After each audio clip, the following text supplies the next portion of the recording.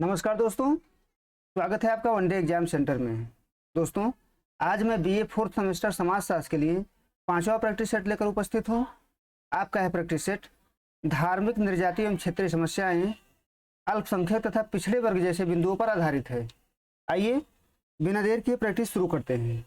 आपका पहला प्रश्न है, किसने संस्कृतिकरण की अवधारणा प्रदान की है? ए श्रीनिवास ने, बी है मजुमदार ने, सी है एस.सी. दुबे ने, डी है कृष्णदत्त भट्ट ने। आपका सही उत्तर है ऑप्शन ए श्रीनिवास ने, यानी संस्कृतिकरण की अवधारणा श्रीनिवास के द्वारा प्रदान किया गया है। दोस्तों, जब छोटी जाति के लोग या निम्न वर्ग के लोग उच्च जातियों की संस्कृति और रीति रिवाजों को अपनाते हैं तो उसे संस्कृतिकरण कहा जाता है और इसकी अवधारणा सर्वप्रथम श्रीनिवास ने प्रदान की थी। अगला प्रश्न है, नृजातियों के संदर्भ में सत्य है। ये है उनमें एक समान रूप, रंग, सांस्कृतिक नियम आदि होती हैं। एक निर्जाति दूसरे से अपने को श्रेष्ठ समझती है। सी है भारत बहुनिर्जातीय समूह वाला देश है। डी है उपर्युक्त सभी। आपका सही उत्तर है ऑप्शन डी, यानी उपर्युक्त सभी, क्योंकि ऊपर जो तीनों ऑप्शन हैं वो तीनों निर्जातियों के संदर्भ में सत्य हैं, क्योंकि निर्जातियों में एक समान रूप रंग पाया जाता है, उनके सांस्कृतिक नियम भी एक समान पाए जाते हैं। निर्जातियों में एक दूसरे से श्रेष्ठता का बोध भी होता है और भारत में बहुत सारी निर्जातियां भी पाई जाती हैं, यानी आपका चौथा ऑप्शन डी सही हो जाएगा, उपर्युक्त सभी। अगला प्रश्न है, भारत में क्षेत्रीयता का कारण है। यह है आर्थिक विषमता, बी है भाषाई भिन्नता, सी है राजनीति और डी है उपर्युक्त सभी। आपका सही उत्तर है ऑप्शन डी, यानी उपर्युक्त सभी, यानी आर्थिक विषमता के कारण भी क्षेत्रीयता जन्म लेती है, भाषाई भिन्नता के कारण भी क्षेत्रीयता जन्म लेती है और राजनीति के कारण भी क्षेत्रीयता जन्म लेती है, यानी तीनों जो है क्षेत्रीयता के कारण हैं। अगला प्रश्न है, सामाजिक विघटन और भारत नामक पुस्तक के लेखक कौन हैं? ए है श्री कृष्ण दत्त भट्ट, बी है श्रीनिवास, सी है मजुमदार और डी है उपर्युक्त में से कोई नहीं। आपका सही उत्तर है ऑप्शन ए, यानी श्री कृष्ण दत्त भट्ट, यानी सामाजिक विघटन और भारत नामक पुस्तक के लेखक श्री कृष्ण दत्त भट्ट हैं। अगला प्रश्न है, निम्न जाति एवं जनजाति द्वारा उच्च जातियों के रीति रिवाजों, प्रथाओं आदि को अपनाने की प्रक्रिया कहलाती है। ए है संस्कृतिकरण, बी है वैश्वीकरण, सी है पश्चिमीकरण और डी है आधुनिकीकरण। आपका सही उत्तर है ऑप्शन ए, यानी संस्कृतिकरण, यानी जब निम्न जातियों के द्वारा या जनजातियों के द्वारा उच्च जातियों के रीति रिवाजों और प्रथाओं को अपनाया जाता है तो उसे संस्कृतिकरण कहा जाता है और संस्कृतिकरण की अवधारणा दोस्तों सर्वप्रथम श्रीनिवास के द्वारा प्रदान किया गया था। अगला प्रश्न है, राष्ट्रीय एकीकरण के मार्ग में बाधक तत्व है। ए है क्षेत्रवाद, बी है सांप्रदायिकता, सी है भाषावाद और डी है उपर्युक्त सभी। आपका सही उत्तर है ऑप्शन डी, यानी उपर्युक्त सभी, यानी राष्ट्रीय एकीकरण में क्षेत्रवाद भी बाधक है, सांप्रदायिकता भी बाधक है और भाषावाद भी बाधक है। अगला प्रश्न है, भारत में अल्पसंख्यकों का निर्धारण किया जाता है। ये धार्मिक आधार पर, बी है भाषाई आधार पर, सी है दोनों, डी है दोनों में से कोई नहीं। आपका सही उत्तर है ऑप्शन सी, यानी दोनों, यानी भारत में अल्पसंख्यकों का निर्धारण धार्मिक आधार पर भी किया जाता है और भाषाई आधार पर भी किया जाता है, यानी धर्म और भाषा दो आधारों पर भारत में अल्पसंख्यकों का निर्धारण किया जाता है। अगला प्रश्न है, भारत में सबसे बड़ा अल्पसंख्यक समूह है। यह है ईसाइयों का, बी है मुस्लिमों का, सी है बौद्धों का और डी है जैनों का। आपका सही उत्तर है ऑप्शन बी, यानी मुस्लिमों का, यानी भारत में सबसे बड़ा अल्पसंख्यक समूह मुस्लिमों का है और इनकी जनसंख्या 2011 की जनगणना के अनुसार 14.2% है। अगला प्रश्न है, निम्न में से कौन मुस्लिम अल्पसंख्यकों की समस्या रही है? यह है राजनीतिक प्रतिनिधित्व का अभाव, बी है सांप्रदायिक दंगे, सी है उर्दू भाषा का प्रश्न और डी है उपर्युक्त सभी। आपका सही उत्तर है ऑप्शन डी, यानी उपर्युक्त सभी, यानी ऊपर जो तीनों ऑप्शन हैं ये मुस्लिम अल्पसंख्यकों की समस्या बता रहे हैं, क्योंकि उनके जनसंख्या के हिसाब से उनका राजनीतिक प्रतिनिधित्व का नहीं है, यानी राजनीतिक प्रतिनिधित्व का अभाव है और सांप्रदायिक दंगे भी होते रहते हैं, ये भी उनके लिए एक समस्या है और उर्दू भाषा का प्रश्न भी उनके लिए एक समस्या बनी हुई है।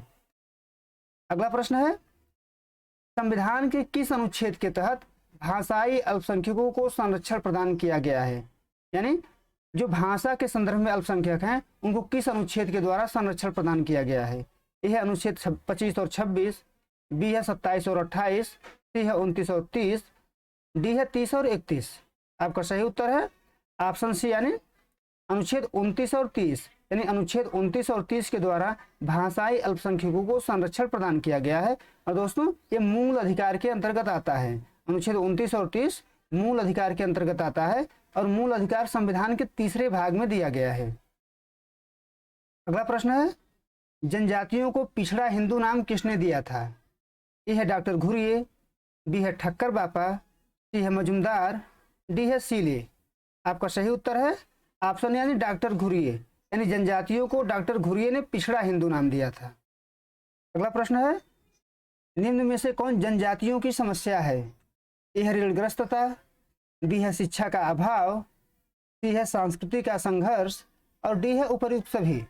आपका सही उत्तर है ऑप्शन डी यानी उपर्युक्त सभी, यानी जनजातियों में ऋणग्रस्तता पाई जाती है, उनमें शिक्षा का अभाव है और उनका संस्कृतियों का संघर्ष आपस में भी चलता रहता है और बाहरी लोगों से भी उनके संस्कृति का संघर्ष चलता रहता है, यानी तीनों जो है जनजातियों की समस्याएं हैं। अगला प्रश्न है, 8वीं अनुसूची में भाषाओं की संख्या है?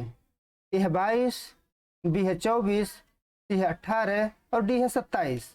आपका सही उत्तर है ऑप्शन यानी 22, यानी 8वीं अनुसूची में भाषाओं की संख्या 22 है। अगला प्रश्न है, पिछड़े वर्ग समूह का निर्धारण किया जाता है, यानी पिछड़े वर्ग समूह जो हैं उनका निर्धारण किस प्रकार से किया जाता है? ऑप्शन ए है सामाजिक आधार पर, ऑप्शन बी है शैक्षणिक आधार पर, ऑप्शन सी है दोनों और ऑप्शन डी है दोनों में से कोई नहीं। आपका सही उत्तर है ऑप्शन सी यानी दोनों, यानी पिछड़े वर्ग समूह का निर्धारण सामाजिक आधार पर और शैक्षणिक आधार पर, यानी सामाजिक वर्ग से जो पिछड़ा होगा वो पिछड़े समूह में होगा और शैक्षणिक आधार पर जो पिछड़ा होगा वो भी पिछड़े वर्ग समूह में होगा। इन्हीं दो आधारों पर पिछड़े वर्ग समूह का निर्धारण किया जाता है। अगला प्रश्न है, जनजाति का लक्षण है? यह है सामान्य भाषा, बी है सामान्य संस्कृति, सी है अंतर विवाह और डी है उपर्युक्त सभी।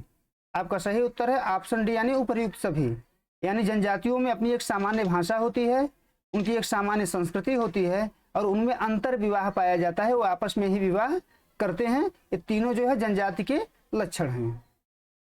अगला प्रश्न है, कल्चरल सोशियोलॉजी नामक पुस्तक के लेखक कौन हैं? ए है गिलिन एवं गिलिन, बी है मजुमदार, सी है गुहा और डी है एस.सी. दुबे। आपका सही उत्तर है ऑप्शन यानी गिलिन एवं गिलिन, यानी कल्चरल सोशियोलॉजी नामक पुस्तक के लेखक गिलिन एवं गिलिन हैं। अगला प्रश्न है, भारतीय संविधान के किस भाग में पिछड़े वर्गों शब्द का प्रयोग किया गया है? ए है भाग 16, बी है 17, सी है 18 और डी है 19। आपका सही उत्तर है ऑप्शन ए यानी भाग 16, यानी भारतीय संविधान के 16वें भाग में पिछड़े वर्ग शब्द का प्रयोग किया गया है। अगला प्रश्न है, अनुसूचित जाति शब्द का सर्वप्रथम प्रयोग कब किया गया था? ए है 1930 में, बी है 1935 में, सी है 1940 में और डी है 1945 में। आपका सही उत्तर है ऑप्शन बी यानी 1935 में, यानी 1935 में सर्वप्रथम अनुसूचित जाति शब्द का प्रयोग किया गया था। यह 1935 के अधिनियम के द्वारा किया गया था। अगला प्रश्न है, कास्ट इन इंडिया नामक पुस्तक के लेखक कौन हैं? ए है हट्टन, बी है मजुमदार, सी है एस.सी. दुबे और डी है गुहा। आपका सही उत्तर है ऑप्शन यानी हट्टन, यानी हट्टन जो है कास्ट इन इंडिया नामक पुस्तक के लेखक हैं। अगला प्रश्न है, भारतीय समाज और संस्कृति के लेखक कौन हैं? यह डॉक्टर के.एन. शर्मा, बी है दुर्खीम, सी है मजुमदार और डी है रामचंद्र।